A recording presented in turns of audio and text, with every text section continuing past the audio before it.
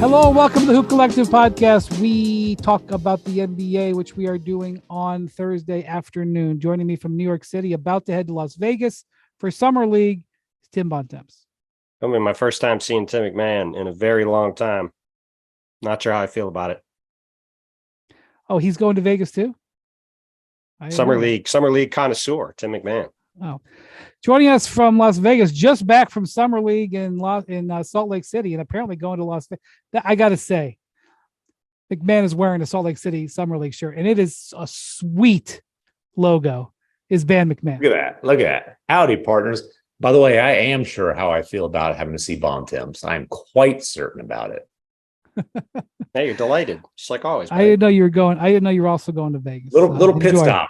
Hey, I've got Summer League action tonight too. It's 5th grade Summer League. I'm coaching, baby. How many technicals did you? I've never picked up a technical. I'm not as a coach. I've never picked up a technical. While we're waiting for Brian to come on the pod because he had better things to do, MacMahon was regaling our producers Jackson and Bruce and myself with his coaching techniques with his sons and how he's gotten on the wrong side of refs, not gotten thrown out of games. It was all very entertaining. Did you guys see the video of the Peach Jam that's going on in Georgia right now? It's a famous summer AAU tournament where LeBron and Rajon Rondo are like coaching their teams, and they're like in the huddle with the dry erase board. It's saw awesome. Cooper Flag dominating, that's for sure. Saw that. Yeah, by the way, go ahead, MacMahon. What? No, go ahead. Cooper Flag, Maine, probably the best player from Maine since me. Yeah, if you don't know, now that we have Victor Wembanyama into the NBA bloodstream, the prospect that a lot of people are excited about is 16-year-old Cooper Flag. Well, him and Cameron Boozer, son of Carlos Boozer. Those are the next two guys. Right. Carlos Boozer has twins, and I think they're both very special, but Cameron especially. Cameron's the better one as of now. Flag is going to IMG Academy, I believe. And I'm not sure where Cameron Boozer is going, but I thought Flag was at Montverde, but I could be wrong. Oh, is it I'm going to check right now. Okay, well, this is Gavoni's territory. I don't mean to encroach. Yeah, he plays at Montverde. Yeah. Okay, sorry. Right state, wrong school. Anyway, so those are sort of the next up and comers. The Americans finished out of the medals at the U19 World Championships that just took place in Hungary. So the last time there was a World Championships, it was Chet Holmgren versus Victor Wembanyama in the title match, and it was incredible. And Jade Ivey and Tyrese Halliburton were dominating. The U.S. won. Kenny Lofton was dominating. Kenny Lofton was taking it to Victor. Two-way star for the Grizzlies. Kenneth Lofton. I don't know two-way anymore. Anyway, yeah, that's right. He got converted. He actually dominated Victor. Not dominated. He outplayed Victor in the gold medal game. But anyway, our U19 group just got out of the medals. So I would say that the next couple of drafts, not exactly super duper impressive, but the next wave after that, Cooper Flag. Jackson just told me that Flag had 38 points, 16 rebounds, 11 blocks, and 6 assists. It's his second double-digit block game of the week, I believe. He's impressive. He probably should be playing at the U19s, to be honest with you. He's only 16, but he led Maine United to a win there. When Maine United is winning in major AAU tournaments, I can tell you, as a man who's played in a couple state championship games in Maine, that the talent in that state is not necessarily rich in the basketball department. Cooper's an interesting prospect for sure. I was talking to a scout who was there. Also, Bryce James is playing there, sort of one of his first big events, LeBron's younger son. And they were telling me that Cooper Flag, when he blocks some of these shots, looks like he's playing volleyball. That a ball will go up and he spikes it to the ground like he's playing volleyball. He's probably playing it a little bit too young. He probably needs to elevate a little bit. But I got volleyball vibes from Chet Holmgren in Salt Lake City, but more, instead of outside hitter vibes, more middle blocker, the way that he's going up with two hands and just blocking out the sun.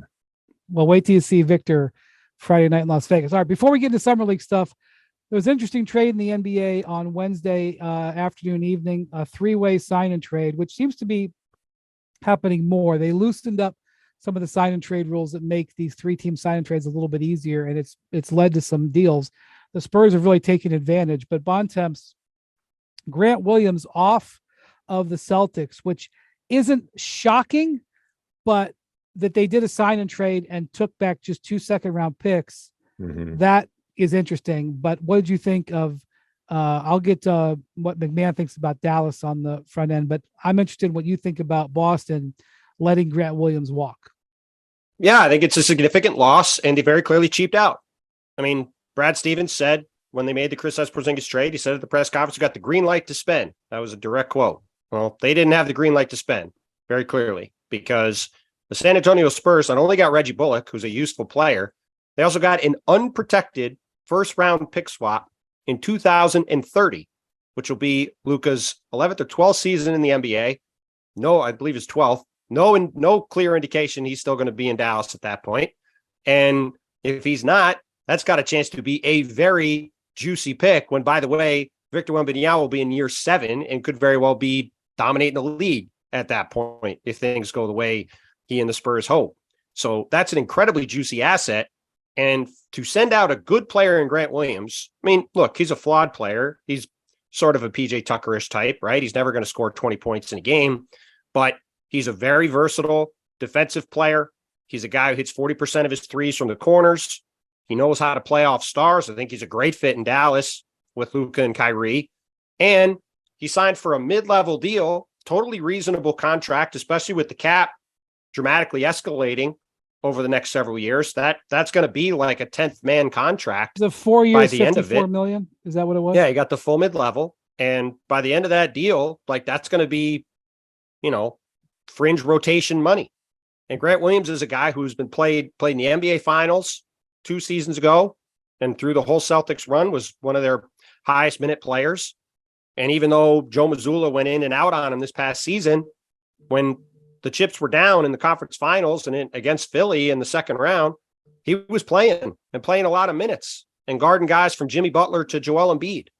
So to see that guy leave your team to get essentially nothing in return, especially in a deal where, again, Reggie Bullock and this first-round pick swap, by far the best assets in the deal, go to San Antonio for just taking on the money.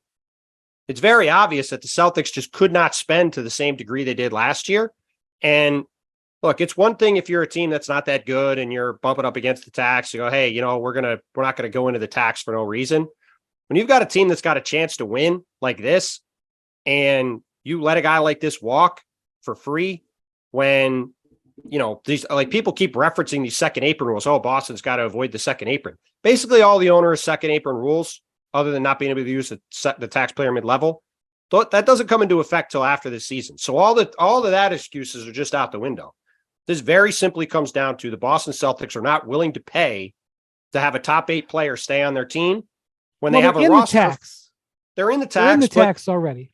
They're about 10 million into the tax right now. They'll probably end up somewhere close to 14. And last year they were 26. And it's pretty obvious to me that despite Brad Stevens saying they had the green light to spend, they had a red light to spend to the level they did last year. And because of that, their team is, I think, fairly significantly worse for it.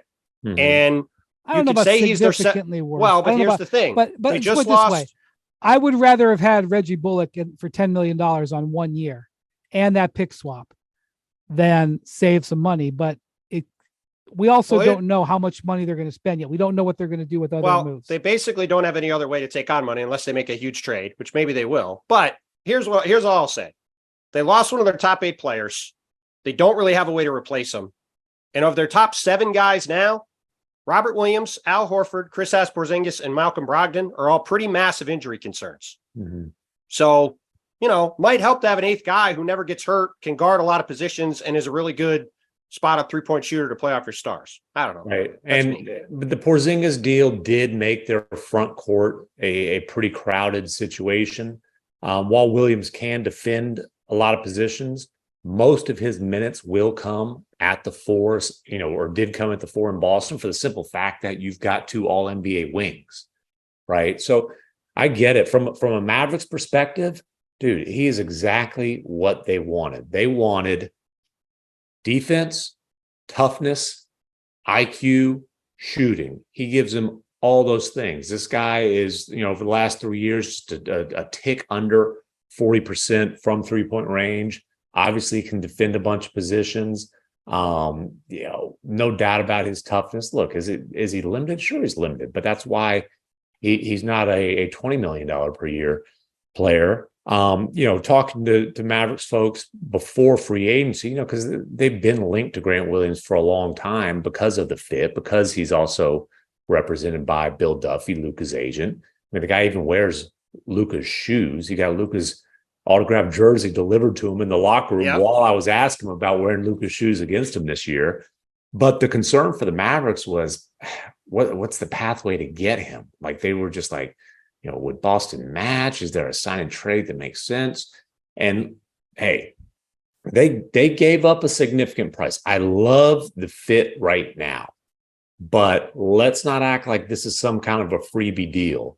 I do think, just a simple swap of Bullock for Grant Williams is an upgrade, an immediate upgrade, but also they just needed more size. Like, Bullock is better defending guards than he is, the bigger forwards, where Grant Williams, obviously, it's the other way around. And he got a cost control for 4 years too. Yeah, a good deal. It's a very, I love the money. I love the fit. I think Grant Williams, I'm much higher on Grant Williams apparently than Joe Mazzulla. Yeah, because I was watching him in the playoffs saying, why the hell is Grant Williams sitting on the bench waving a towel? Like, he was a huge part of you guys getting the finals last year. So I think that's phenomenal. That 2030 pick swap, though, is a pretty potentially hefty price. Just like that 2029 unprotected first round pick they gave up in the Kyrie deal. Like, this is a team that has really gone all in on this roster in terms of sacrificing some future draft assets. And it's interesting because they didn't go, like, the expectation when they tanked to keep the 10th pick was that they would flip that for immediate help. And they went the other way. They moved back 2 spots and were able to turn that into another pick. But, maybe Omax Prosper, a little bit older rookie, maybe he can play a role this year. But getting Grant Williams means you don't have to have him. Like, he can earn minutes, but you don't have to rely on him. And then Lively's going to get some minutes, but he averaged 5 and 5 last year at Duke. He's raw. He's a developmental player. And by the way, they just hired Alex Jensen, who spent the last decade in Utah. And other than Rudy Gobert, the guy who gets the most credit for Gobert becoming a defensive player of the year 3 times, a multi-time All-NBA player, is Alex Jensen. So, I think he's going to work with Derek Lively, and that's a great thing for Lively. But again, I love Williams' fit now. That it's a significant price, though. It's a significant price, that pick swap. Yeah, he's not quite the same defensive quality player as Dorian Finney-Smith, but he's kind of a replacement, which who they lost in trading for Kyrie Irving. So they've done a decent job in bolstering their rotation, what they lost in the Kyrie trade, and they now have some assets that potentially they could trade if they need to. The 2 guys they drafted this year, Josh Green, although Josh Green's going to play a bigger role now that Bullock was traded. But they're in a better. Hardy's also a guy that teams ask about. He comes early when teams call, or the Mavs. They have some stuff. Yeah, they're in a much better position roster-wise than they were after the Kyrie trade, which is what you need to see. Now they need to perform better on the court. And by the way, San Antonio. No, go ahead. San Antonio just picking up Reggie Bullock and that pick swap, and they can flop out Bullock later on this year. My guess is that they will. Well, I shouldn't say that. There's a decent chance they will look to retrade him later on. And he's absolutely the kind of guy he's absolutely the kind of guy at the trade deadline that'll at least get him a couple seconds or something. Has an expiring contract, 3-and-D wing, like those guys, that'll get him something for sure. Whether it's a first with taking money back or just some seconds or whatever, they'll if they flip him, they'll turn him into value for sure. And he got a lot of flack from Mavericks fans. He does tend to have awful shooting starts to the season. It's like he doesn't find his shot. It's like it's under the Christmas tree. Oh, there's my shot. But listen, Reggie Bullock played 40 plus minutes per game for that team during the playoff run to the Western Conference Finals. Mm-hmm. He was a very nice addition for them with the mid-level a couple of years ago. And he's a career 39% 3-point shooter. Like he's a solid, like he's exactly the kind of 3-and-D wing that every contending team is looking to have. And he'll be somewhere in a few months, probably. And yeah, like, I mean, between that pick swap and the Atlanta picks that San Antonio has, like you look at them going forward, like I know we've talked about, they've been talked about as a team, like maybe they poke around on Dame at some point. To me, they need to just let this thing organically grow with these young players they've got, and they've got ammunition down the road. Like they're doing a great job, I think, just organically letting this thing grow with the young guys they've got. And Victor, they've got future assets to stockpile down the road to add to it. Like, obviously you get Victor Wembanyama, you feel good about where you're headed, but the Spurs are in a pretty good position to be, set up for quite a long time now with the way they've put this thing together. For sure. And they've got vets who can space the floor around their young guys, and particularly around Vic. I will say that you might find some people around the Mavericks facility who would whisper that moving Bullock in the trade is the one benefit is that Jason Kidd can't play him over Josh Green now. Before we move on to summer league, I think Bontemps has some trivia. The trivia question is presented by YouTube TV. Try it free today at youtube.com/NBA23. New users only, terms apply. Cancel anytime. Bontemps, what do you got? Well, I also want to talk about the Lakers, but before we do that, I believe this question might, we have discussed it beforehand. This question might be timely for this exact moment of the podcast. I know. I just was letting the people know what's coming after this because everybody wants to talk about how great the Lakers offseason was. But for the trivia question, according to Second Spectrum, there were 11 players this season who guarded guards, forwards, and centers, each position group, for over at least 750 times. So in other words, each. So in other words, they guarded across positions more than any other players in the league. I'm not asking you for the whole list. Okay, so Grant Williams is one of them, obviously. Yes, Grant's one of them. There were 10 other guys. I'm asking you for 5 of them because that's the list of them I have. And they're all much higher star name players than PJ Tucker. So PJ Tucker's not one of them? He might be one of them. I'm saying the 5 names I have are of a much higher star power quality than PJ Tucker. What the hell kind of question is this? They're star defensive players who are versatile. That was the point. Aaron Gordon is not on the list. What? Mikal Bridges. Not on the list. Yeah. Think about it. Guards, forwards, Draymond Green has got to be. Draymond is one of them. Jaren Jackson Jr. wouldn't be. Jaren is one of them. Okay. Yeah. All right. Actually, I take it back. There's 4 guys I have. It was including Grant. It's Grant and 4 guys. Draymond and Jaren are 2 of them. So there's 2 more. Draymond, Jaren. Bigs, versatile defensive star bigs. Gobert's not on this list, is he? No, he's not. I'll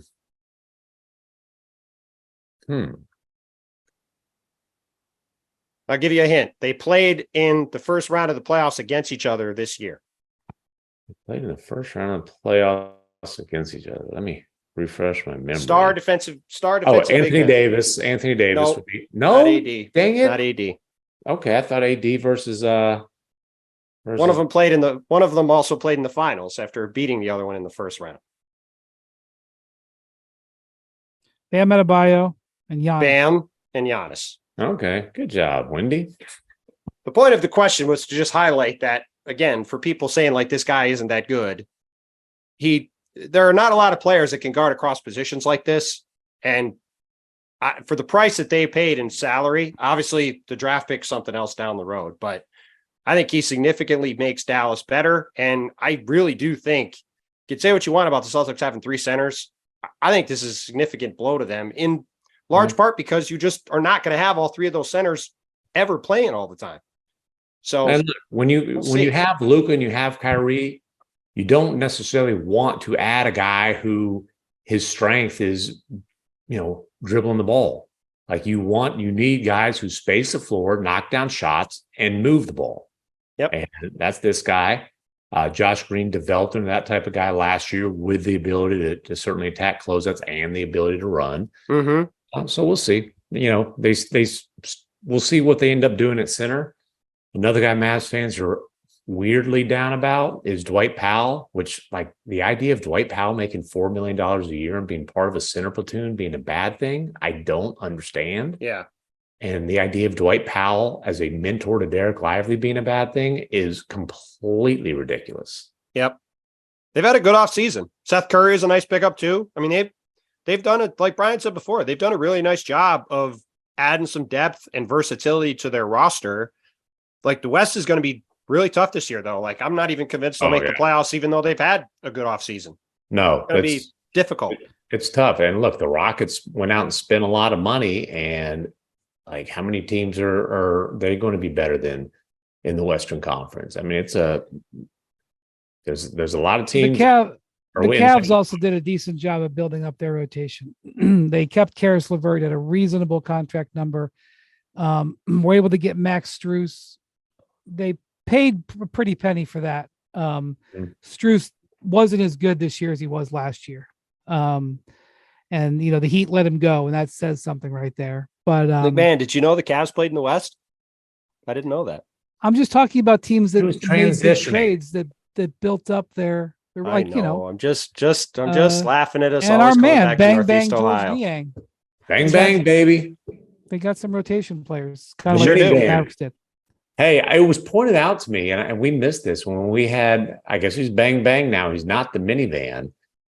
We didn't catch this, but when I mentioned the minivan nickname, he said, yeah, I got to Philadelphia, a real sports town. There were some ears in Salt Lake City that perked up when they heard a real sports town. Well, George is a Northeast guy, and they do have more than one major league sports. Well, I guess they have Real Salt Lake and Salt Lake City too. Yeah, that's right. There it is. They have the bees too. They also have the bees. Okay, so And the birds. Bontemps has got some. He wants to say something about the Lakers, McMahon. So just take a seat. Just take a second. Well, no, the Lakers fans love nothing more than Bontemps. Oh, I know. Well, longtime Lakers blogger Anthony Irwin brought up something yesterday that I hadn't honestly thought about, which is that the Lakers have essentially ducked the tax with this roster they have. They're just below the tax. They're probably going to be out of the tax, and so essentially, I hadn't thought of this, and I wanted to ask you guys a question to sort of reframe the way the Lakers have gone through this offseason. Would you rather have Gabe Vincent and Taurean Prince, which the two guys they signed from off their team, essentially, forget the minimum guys, that hard capped them for the year, right? So you have those guys and you're hard capped. Or would you rather have the $28 million in expirings from Malik Beasley and Mo Bamba, plus your draft picks and other stuff, to go potentially add significant reinforcements during the season? What's the better path? Hey, I understand the path that they took, and I think it's the safer path, certainly. So I probably would have gone the safer path because I do feel like if LeBron and AD stay healthy, the Lakers are going to have a chance to make some noise with this roster. And the other major thing is if Austin Reeves continues on this ascent that he seems to be on, which, by the way, that contract, wow, is that going to end up being a phenomenal? You want to talk about the one good thing that from the contract Lakers real quick offseason? was locking him in on that. No, I understand. I understand why. But other teams could have made him have to pay a max in the back 2 years of that contract, and they didn't. Yeah. So the Lakers got a deal. Yeah, right, but it wasn't like they were like. Well, no one's criticizing him or anything. No, he got everything he could get given the circumstances, but it is a phenomenal value contract for a high quality starter. Yeah, for sure. That's I think you want to point to one thing from the Lakers offseason that's great. It's that you lock up a guy, even if he's just a starter, you get him on that contract over the next 4 years. It's the same base money that Grant Williams is getting. It's going to be fringe rotation player money by the end of it. Also, by the way, obviously I'm going to be biased to paying attention to Team USA because I cover Team USA. It's going to be terrific for Austin Reeves to be on Team USA. Terrific. Absolutely. It's going to be a great experience for him. And he's on there. Like, if you look at the guards he's on there with, it's a who's who of the young guards in the league. It's not the A-list in the whole NBA. You got Halliburton, you got Anthony Edwards, you got Jalen Brunson. I mean, it's like this It'll make next him, generation. Yeah, it'll make him a lot better being part of that group. How many guys have we seen go be part of Team USA and come back and they take a step forward from spending the summer playing against elite competition Well, every day want and to just play in with practice? Each other. They want to play with each other. Plus, Austin Reeves out there, one of the stars in the league, recruiting to LA. I mean, probably got all kinds of stories about interactions with actresses and such. Well, to me, because by the way, there's 2 guys on Team USA, which is they're announcing it right now as we're recording this. There's 2 guys on Team USA from Arkansas. Tell me when that's happened before. Who's the other one? Bobby Portis. Oh, that's right. So there you go. Go Arkansas. Yeah. Maybe they didn't both go to Arkansas, but just even still. Yeah. To go back to this though, I do find it interesting because, the Lakers, and look, you could even argue Austin Reeves could be a significant trade asset for them at that contract if they did want to try to flip him into some other star, if they wanted to go that route. Not saying they should, but you're right, MacMahon. I think it was safer to get Gabe Vincent in particular, right? Even though that might end up being a bit of an overpay. But I don't know. Like, to me, if you've got LeBron and you're, like we've talked about before, you're going into the age 39 season, I think you've got to be trying to maximize your odds of winning the title. And if they had $28 million in expiring contracts sitting around with draft picks down the road to trade and other stuff, like, they could get in the mix for, name the star level player that's an expiring. Like, I'll just say one as an example. Is to be clear, I'm not saying this is a thing. Obviously, they don't have the salary, but like, what if they could go get Pascal Siakam? What if they could go get, name the other player like that? That's an expiring deal this season that they could get for a couple firsts later. Hey, Wendy, do you think they would have been able to get Tyrese Maxey? I do not. Probably not. But it just was an interesting what thought about experiment. Prime For everybody Magic saying Johnson this has been a for great Tyrese Maxey. Prime Magic. Anyway, I just thought it was an interesting thought experiment to look at their offseason a little differently that I genuinely hadn't thought of until yesterday when I saw Anthony tweeting about them hard capping themselves with the Gabe Vincent thing and how they could have taken this other path. And, maybe it'll all work out great. But, essentially that's what their offseason came down to. Have the mid-level and sign a player like that, or keep these large expirings and see if you could make a big trade. Well, and I also think that the Lakers probably have some sensitivity to star chasing at the expense of depth, considering the way that worked out the last time. I guess my argument would be, though, you could have basically had the same team as last year. Because look, during the playoffs, Malik Beasley and Mo Bamba weren't playing. So you could have said, we want to bring back this whole same team and then had $30 million in expirings to go try to add a significant piece. I suppose I would say, though, that no matter, I am in agreement with you that this isn't an executive of the year summer. I think his last 11 months, Rob Pelinka's last 11 months have been strong after what I thought was a poor execution last July. I think trade deadline and this, he's done very well to rebuild the roster, and they now are 9 guys deep. Now you still have to have AD and LeBron healthy, so it's no real difference there, but they are now 9 guys deep. If they kept Bamba and Beasley, Beasley would have his moments, but which, by the way, is a nice value signing for Milwaukee to get Beasley. I'm not saying that Beasley is like, on a minimum, he's a fine addition. No question. For sure. I think you're probably better off with what they have, but there is some opportunity cost there. And I will say this, I think the contracts that they signed are tradable, with the exception of, I will see on Hachimura. That might have been a little high for him, but there is, if he ends up being more like the player in the playoffs than he was in the regular season, then it will have been a really good contract. So they're basically if he shoots 50% from three going forward, he'll be an all-star and it'll be great. You know who else feels pretty good about the Lakers' work at the trade deadline? The Utah Jazz. Yes, because they have their pick. They've got that 2027 top 4 protected pick. They gave up Beasley and Vanderbilt, which, Vanderbilt's a nice rotation player who kind of fell out of the rotation in the last series.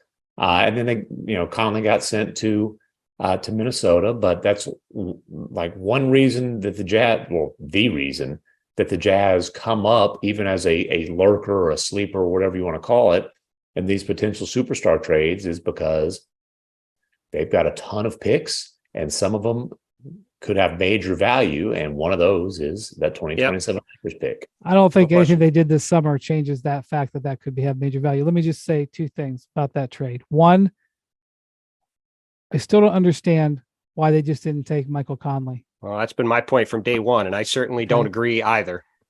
And they would have had a little bit more limited resources. They wouldn't have had the money to sign Gabe Vincent, but who would you rather have? And then Conley would be expiring right now. They'd be in better shape. But, and look, when that happened, okay, go ahead. After 2, we'll get back to 1. 2, part of the Utah trade was trading Russell Westbrook. And regardless of he went on and did well with the Clippers, but he needed to be off the Lakers. And part of the reason they succeeded was because he wasn't there. What do you want me to say? That's just the truth. Yeah. And look, when they made that trade, right? We talked about it then. Man, Conley would be such a great fit there. Why Russell instead of Conley? And the reason that really kind of made sense was, well, one of them is an expiring contract. And should they want to go into the free agency market with a ton of cap space this summer, they've got a pathway to do it. They opted not to. They opted not to pursue Kyrie Irving in free agency. Yeah. I can't sit here and tell you what their thinking on that possibility was at the time. But that's what made sense. Yep. Okay. So, MacMahon, you were just at Summer League in Salt Lake City. It was kind of a smaller summer league, but you had some interesting teams there, including the Oklahoma City Thunder, where Jalen Williams, looked pretty good. But what were your takeaways from your few days that you spent in Salt Lake? Yeah, Oklahoma City was by far the most fascinating team. And unfortunately, it was it was 4 teams: Oklahoma City, Memphis, Philadelphia, and obviously Utah. And it was very light on rookie first-round picks. Kason Wallace was not allowed to play the couple games that I was there because that deal didn't become official until today due to moratorium stuff. 2 of the Jazz's 3 first-rounders were out due to injuries. And what was Taylor Hendricks' injury? I believe he's got a little hamstring. He might play at some point in Vegas, but it's dicey.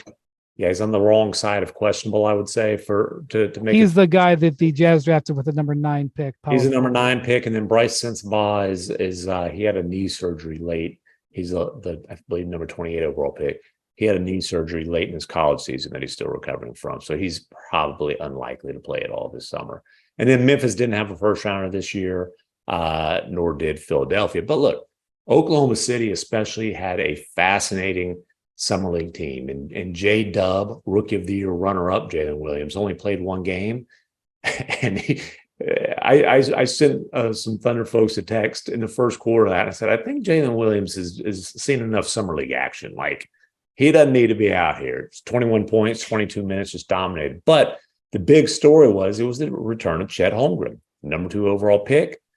Liz Frank, injury to his right foot, had surgery, missed the entire season, came back and honestly, the first quarter of his first game back, it looked rough. Like, dude, airballed a finger roll, had a couple of turnarounds that were way off, dribbled the ball off his foot. Then he got in a little bit of a rhythm, but man, this is not breaking news, but this guy is got defensive player of the year potential. His rim protection, and not just the fact that obviously he's got the reach and the height and the instincts, and he goes up like a middle blocker with two hands and just like, he's covering up the whole glass basically. But he covers a lot of grounds or a lot of ground. He's switchable. Like there was one time where he switched on to Keontae George, the Jazz first round pick who is playing a guard who's kind of a Jordan Clarkson starter kit type of guy, but like really can get off the dribble. He is. He's going to be playing with him, but that's like the comp that you heard talking to scouts. Like I can't starter kit. Right. But anyways, and he starts trying to kind of get in his bag a little bit, and Chet's staying with him, and he ended up moving the ball. Like this guy is going to be a force defensively. And look, will he get overpowered at times? He's beefed up to 208 on a 7'1" frame. He's still extremely skinny. Will he get overpowered at times? Yes. Will he be intimidated? I highly doubt it.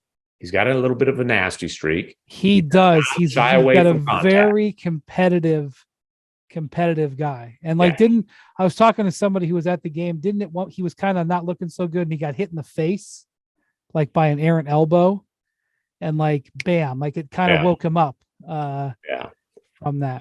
So offensively, he's definitely kind of like testing his limits, and basically he said, hey, the last thing I want to do is be timid. I'm going to be aggressive. I'm going to try to impact the game, and then I'm going to learn from my mistakes. I'm going to learn from the film. I did sit a few seats down from the Thunder bench the other day. I resisted the urge to provide my input, but I would have had I been. Hey, get Jalen out of the game. No, he was. Jalen was sitting right behind me yelling at the referee because he was out. Okay. He shut it down after one game. The other Jalen Williams was on the floor. By the way, I like that guy a lot too. No, yes, Jay Will, right. Second rounder. Chet does. There's certainly times where I'm saying, hey, dude, you're over dribbling. Like, I don't need Chet Holmgren going behind the back and through his legs in traffic in a half court. But he does have some legitimate guard skills. Like there was one time he grabbed a defensive rebound, pushed it. Second round, Jay Will was out in front and delivered this beautiful touch pass from half court over the defense into his hands for a layup. I mean, I think he's going to be a really, really good complementary offensive player, which it's great. Number 2 overall pick, but it's not like the weight of the franchise is on his shoulders. They have an all-NBA face of the franchise in Shai Gilgeous-Alexander. Jalen Williams, looks like a guy who a few years from now, we'll be talking about him getting a max extension. He's that good of a player. Josh Giddey's a nice young playmaker. I think Chet is going to be a really good kind of floor spacing, rim protecting guy who he can attack a closeout. Like he can make plays off the dribble. And I'm high on the Thunder, man. They've got a really, really, really nice young core that seems to fit well together. So speaking of the Thunder, so their offseason moves, they picked up Davis Bertans, and it looks like they're going to give Victor Oladipo in a salary dump from Miami. So they're going to have potentially $20-some million plus in those expiring contracts, plus all the first round picks in the world. They could flip those at some point. Plus a ton of young talent. Like they've got young players on rookie deals out the wazoo. They could also end up cutting one or both of those guys. I don't have their roster in front of me, but they're gonna have to cut guaranteed money to get down to 15. I think they're up to 18 guys, but I will check now to see. So I think the Thunder, they're at 18 guys. I'll be honest, like the Bertans thing, they took on $23 million of guaranteed money. Maybe it's 22. So it's not 22. Like 17 this year, and then a slice of the salary next year, 5 next year, to move up 2 spots in the draft. I'm like, boy, that's a high price, and to kind of punt on doing something with your cap space this year. But a team that's that young with that that many guys on rookie contracts, and again, Josh Giddey, maybe Giddey is the one who ends up being flipped in a trade for something major. Maybe not. If not, he's going to get a nice contract. I told you, like Jalen Williams, based on what we saw his rookie year, I think his next contract is going to be a 9-figure deal. So my point is, this team's going to get fairly expensive pretty soon. And so that's one reason why maybe being super aggressive spending in the free agency market, in a pretty limited free agency market, didn't make a lot of sense for them. Well, if they trade Bertans later, that can kind of be like a free agent move. Yeah. Number one, but they are going to have some. They're going to be a team that's going to beat you, especially at home. They're going to increase their wins total this year. Obviously, they've got Shea. If he plays majority of the games, they're going to win a lot of them, especially at home. Jalen Williams, the wing from Santa Clara, J-Dub, excellent. Lou Dort and Josh Giddey. Giddey is a very good third guard, even now, and only as a third-year player. He's probably going to be a third guard. Lou Dort, the Dortcher chamber. And I don't know if Holmgren will be a starter for them, but he's going to get. I think he is. No, I think he's absolutely going to start. And look, their biggest weaknesses last year when they were a 40-42 play-in team, relying on a bunch of young guys. Now with SGA as an All-NBA player, but their biggest weaknesses were rim protection. Chet Holmgren will be one of the best rim protectors in the league right away. And then perimeter shooting. He's going to help that. He will help the spacing. By the way, Jalen Williams, J. Will, the second rounder, the guy who's kind of so call him J1 and J2. That's what we should just call them. They called them J-Dub and J-Will. I'm saying we should just call them J1 and J2. We should call them what the Thunder fans call them. I don't care what the Thunder fans call them. Because here's the thing. Well, we have to educate our listeners. Yeah, and guess what? NBA fans are going to need to get to know the Oklahoma City Thunder because I agree. I just think if we said J1 and J2 for first and second round, that would be faster than getting confused every time. That's all. Because we're getting confused. Petition Matt Tumbleson, who stood me up for beers twice in Salt Lake City, the Thunder PR, a loyal listener and a terrible friend. Petition him. Jay, here's the mnemonic device for all of you. J-Dub, the wing player from Santa Clara, J-Dub. J-Will is the big man. Will, 2 L's, tall. J-Will, big man, okay. J-Dub, wing. Right. So J-Will, I like a lot. Like, Bontemps and I were talking just before the pod. Maybe he's a starter, maybe he's not. But if you give me the over-under on 10 years in his NBA career, I'm taking the over. Dude led the league in charges taken last year. He's tough. Didn't shoot a lot of threes, but shot it at 40%. Like when you watch him shoot, he's got good bones. Shot. Like strong bones. What? Yeah. What? You know what? He's strong. He's like big. Like his features are big. He's big. You know what? He kind of reminds me of. He has great hair. They both have great hair. Okay, actually. Lord, listen. We're not talking about hair. Go ahead and pump up your hair product so you can get some more. He kind of is a bigger version of Grant Williams, actually. That type of player. Smart, tough, can shoot it. Just makes, like I said, charge taking type of guy. And I think he fits really well with Holmgren because look, what are you concerned about with Holmgren aside from durability? You're concerned about some of these bruisers. How's he going to fare? Is he going to get overpowered? Jalen Williams will probably get a lot of those assignments. All right. Well, we set a record for talking about the Thunder on the pod, and we didn't even really talk about Shai Gilgeous-Alexander. Yeah. He's good at basketball. Am I going to be allowed to say anything about the Thunder this entire time? You guys have had a 15-minute conversation. Go ahead. No, because the Thunder won't acknowledge their nicknames. The Thunder are going to make the playoffs. A. I think Chet Holmgren is going to be like Al Horford. B. And C. When you look at Summer League for fans watching, the main thing, especially when you see a second guy play to watch for, is if they dominate the games, because that's a sign that they're taking the right steps forward as players. Second year guy. Yeah, isn't that what I said? No, but don't worry about it. Keep going. I meant second year players. If I didn't say that. And Jalen Williams was incredible in these 2 games in Salt Lake City. One game. Oh, he didn't. Right. Sorry, he didn't play the second game. But Keegan Murray put up 41 in Sacramento. Yes, again, like that's what when you watch these. If you see a second year player playing in Summer League and they're dominating, that's what you. As far as progressing, that's the expectation for them is to go in and dominate and then shut it down. He scored 21 points in 22 minutes. He was awesome and looked By the way, incredibly comfortable. By the way, Brandon Miller had a rough time in Sacramento. That's being polite. Yeah, I mean, we'll see. He We'll had see what 13 happens. fouls. We'll All see right, what speaking happens of- Friday. Jazz fouls in 2 first round games. pick, Ochai Agbaji, who I like and they like. He had a double last night, which is cool. But the problem is one of those double-digit numbers was 10 fouls, which is impressive from a wing. It ties an NBA record. It does. There's no foul limits in summer league, and there's a reason. Yes, there is. There's 10. You foul out with 10 fouls. That's why he had 10. Record. He didn't have 15. Yeah. Right, he'll tie. Right. Okay.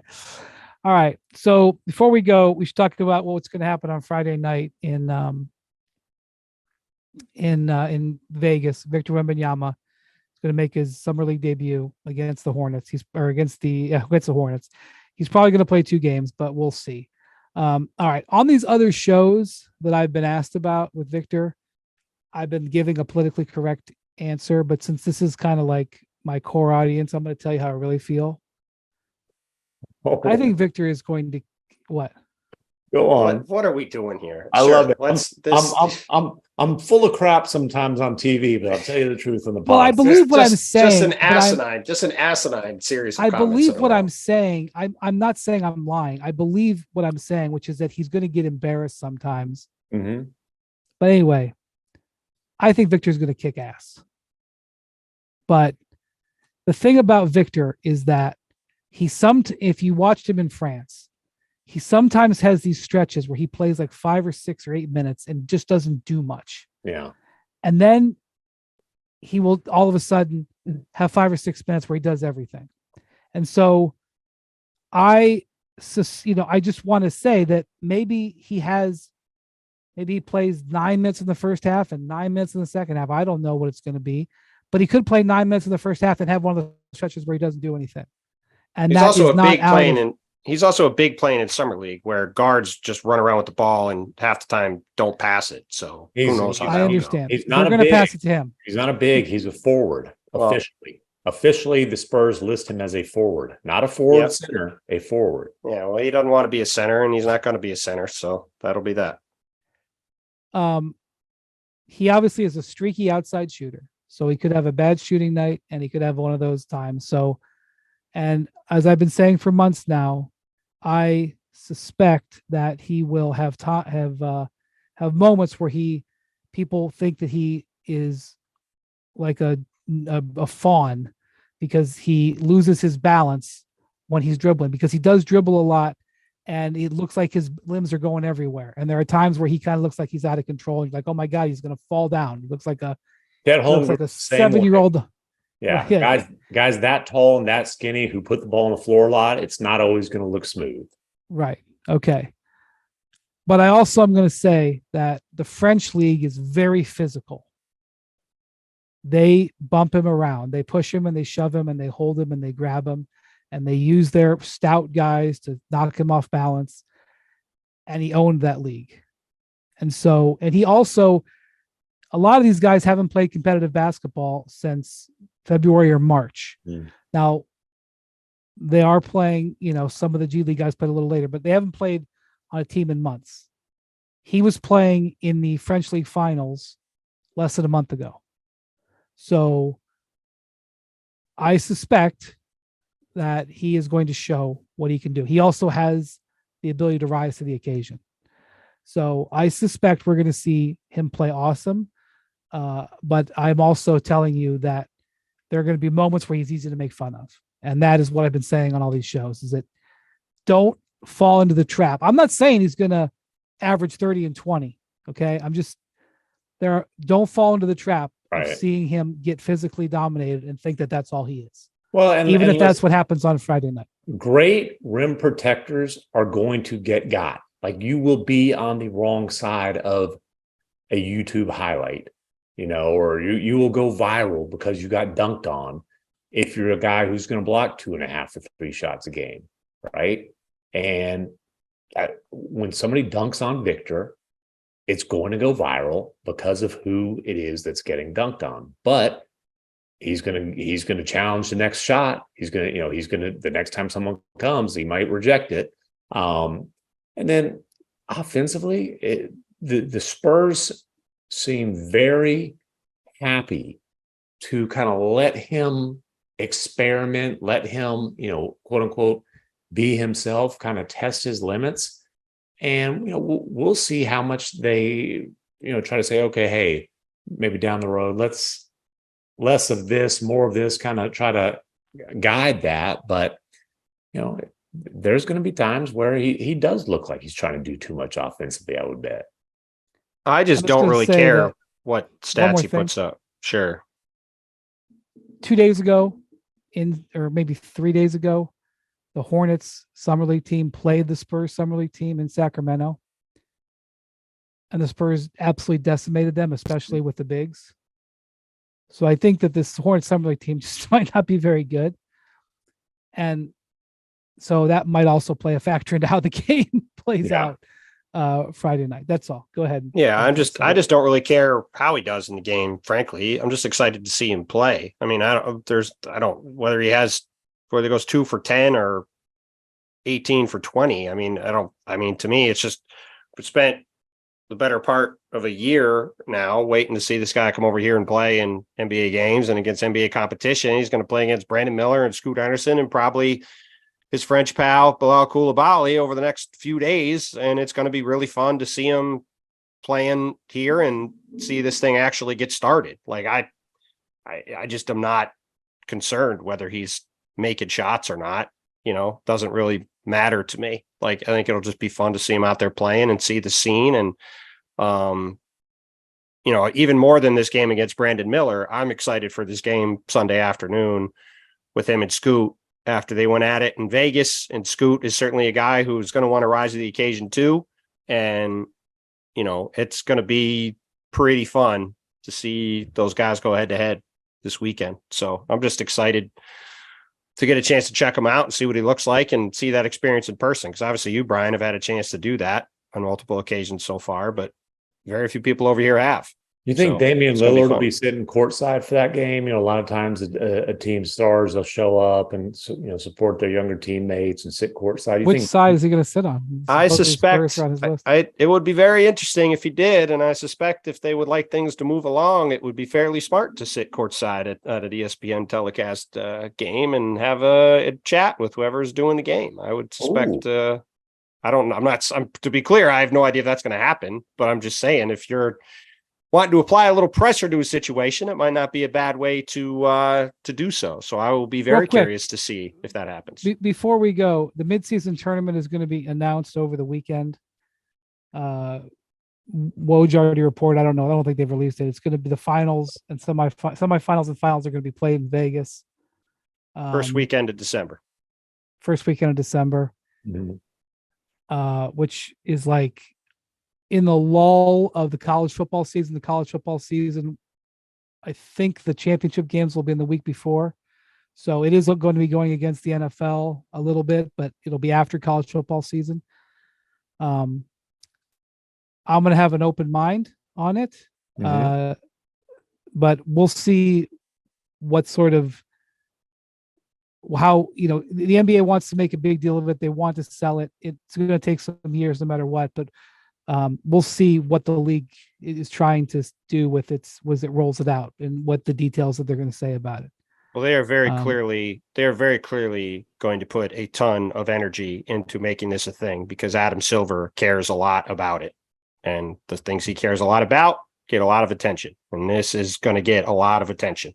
I mean, we are doing an entire NBA Today show on Saturday. That's, I think, basically just going to be about unveiling all of the various iterations of the midseason tournament and what it looks like and how it's going to be played out and trying to introduce it to people. Because, I mean, this is something that, how long has he been talking about doing this? 5 years, 7 years? Like, I've been covering the league since the mid 2000s. I feel like ever since he took over in 2014, this is something as a soccer fan, as he's talked about multiple times, that this is something he's wanted to do.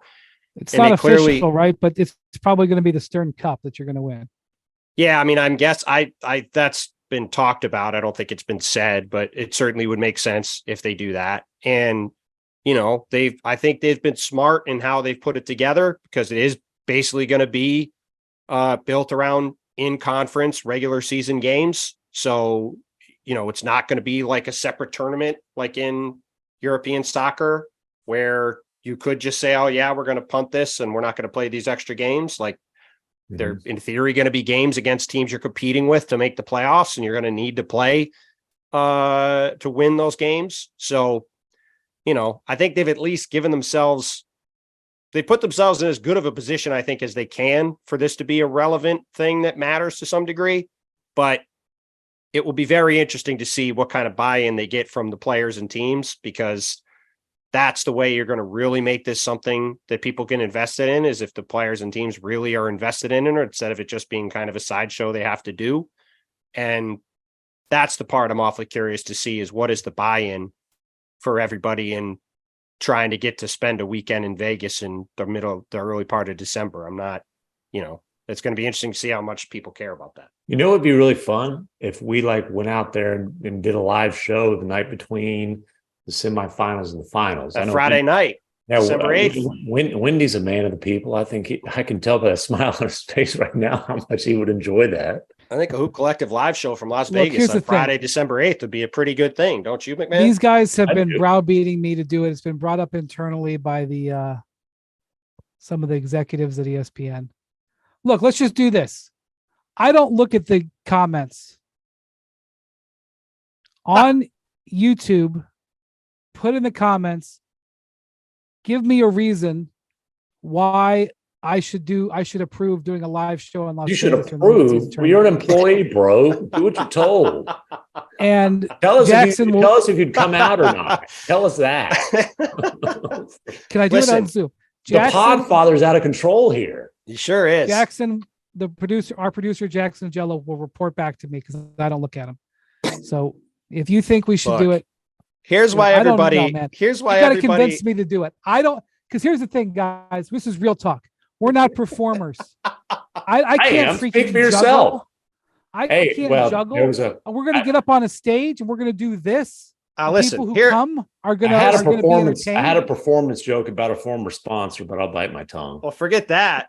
One of the three people who was on this podcast was just the subject of an oral history feature essay in a fairly prominent magazine, all about a performance he gave on television. Oh, I'm not a performer. You're not a performer? No. What's going on with Wendy? I think he's got real performance potential. Please. Anyone who's a fan of this podcast should want us to do a live podcast, just to have Brian have to actually do it, because we think it'd be fun to interact with our listeners, unlike Brian, and B, Brian would try to be a stick in the mud and would not be able to. Hey, I love interacting with listeners. I would fly in. I would take a car to the venue, do it, and go out the back door and leave and go meet at the airport. Hey, a live show with a meet and greet with Brian Windhorst. Meet and greet. No, I didn't agree to that. Yeah, no, meet and greet. I love interacting with listeners. Appreciate you folks. A lot of people came up to me at the Salt Lake City Summer League, and pretty damn near consensus opinion was Bontemps flaps his gums way too damn much and doesn't let me talk enough. And I tell you, I had to agree with those and appreciate the feedback, especially when it's complimentary to me and insulting Bontemps. Although one guy did, this is a true story. I'm walking in the concourse to head to a concession stand, and we're not going to get into some of the concessions issues that I ran into. But a gentleman stopped me and he said, "Are you Tim Bontemps?" And I unleashed a stream of expletives. He corrected himself. I mean, MacMahon. I said, "Okay, don't you just up the wrong start there." Oh man! All right. Thank you for the Hoop Collective. Thank you for listening to the Hoop Collective podcast. Thank you to Bontemps. Thank you to MacMahon. Thank you to Jackson. Thank you to Bruce. So now it's on the schedule. 5 months from now, we're going to be getting ready to go to Vegas. Going to be going to the midseason tournament, Final Four, live pod. Oh man! Hey, Bontemps we might have a dry run. We maybe we'll have a little informal meet and greet Sunday night in Vegas. What do you think? Why do I think that is not going to be dry?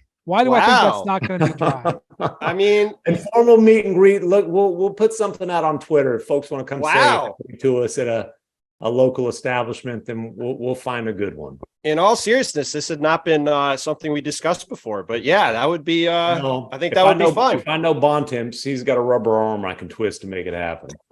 I am absolutely not committing to anything. You're not even going to be in Vegas this weekend. Not on Sunday to this whole thing that you're trying to. Oh, you are. You're all in, baby. You're already all in. Listen, I'm not committing. to peel back. You're all in like the Phoenix Suns, baby. That's right. Win now window. That's right. I can't believe you just gave that whole speech about it. That's proof you're all in. This thing's happening. I am not all in. Let's go. No. Let's go. Thank you for the Hoop Collective podcast. We'll talk to you next week. Adios, amigos.